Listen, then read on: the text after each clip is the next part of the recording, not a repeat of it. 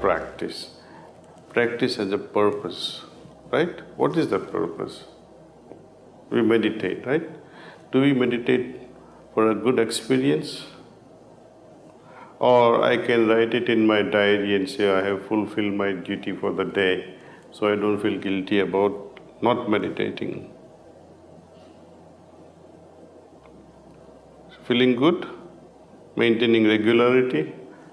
What for? Because my master says so. Some of the most devoted people will come up and say, oh, I love my master, and whatever he says, I do it. There is also a lot of ego in it. I love my master, see.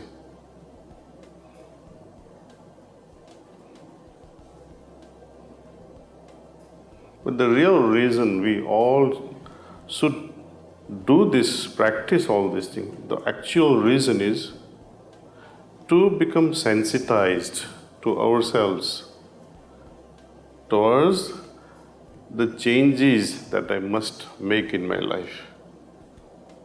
See, when I'm face to face with myself during meditation, there is master, there is myself.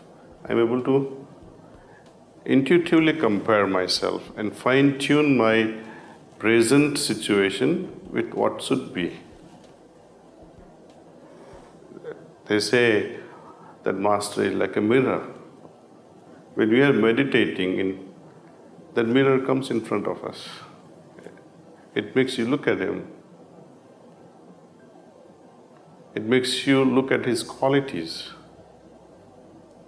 And during meditation, all those qualities are highlighted. The master is like this. Then automatically idea comes, if that quality is lacking in us, it gets highlighted, see. Then what do? We have to act on that, see. Eradicate it.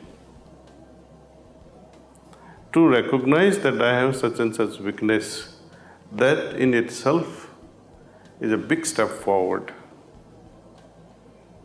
Very big step forward. Many a times we remain so ignorant about our own weaknesses and mistakes. There is no opportunity for further correction because you don't know what is wrong with you. But when we are sensitized, when we spend enough of time in meditation, kind of osmosis we keep talking of again and again. Osmosis is what? There is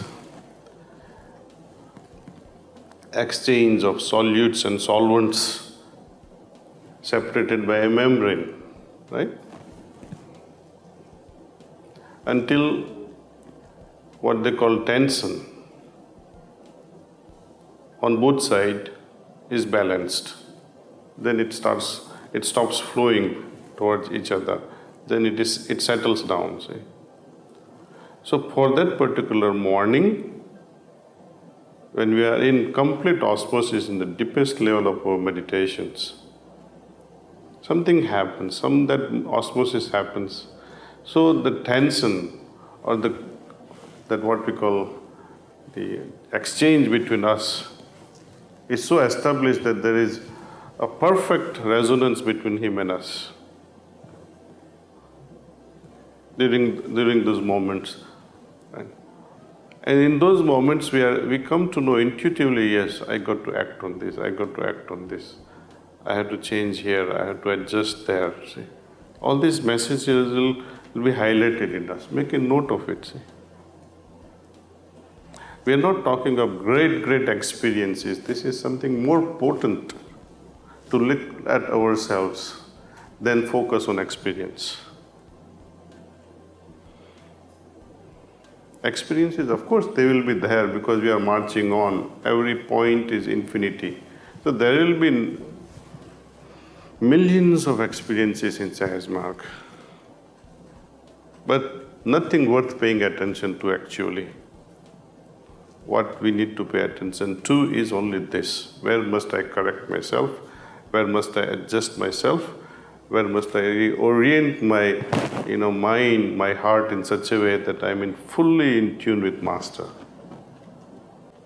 Changes. We were talking of change, right? that what is expected from our practice. When we are face to face, we are sensitized.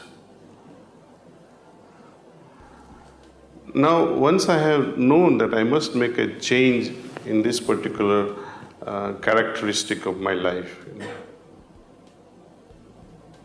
what do we do then? We have identified the problem. Problem has to be resolved, right? It has to be removed permanently. So how do we act on it? By making a firm resolve. See, in the evening, we can sit, clean ourselves. When we make this suggestion, all complexities and impurities are going away. With that, you add, including such and such temperament, such and such unwanted quality that I have, my master, please let it go now in the form of smoke or vapor. So we have to identify those things. In the evening also, before at bedtime, identify where we have gone wrong.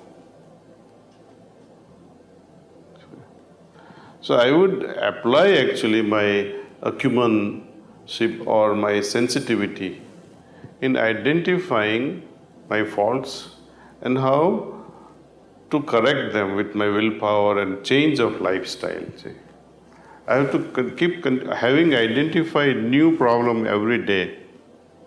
I have to use newer and newer techniques to work upon myself, use more and more willpower in the process, and change of lifestyle is constantly faced by us.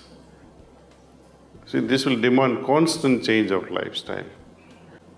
That's why in one of the maxims they say, when someone is criticizing you, you should be grateful. Because now you don't have to look at yourself. Somebody has looked at it for you, see? That you are so and so, you're always like this. Person who is seeking perfection, he'll be happy with such comments. Thank you. He'll really say thank you. Okay, look, now I don't have to look for it. So you have confirmed something. So I think our mindset, when we have cultivated like this, that I must change no matter what, because change is the name of the game in Sahaj Marg. Without change, there is no divinization.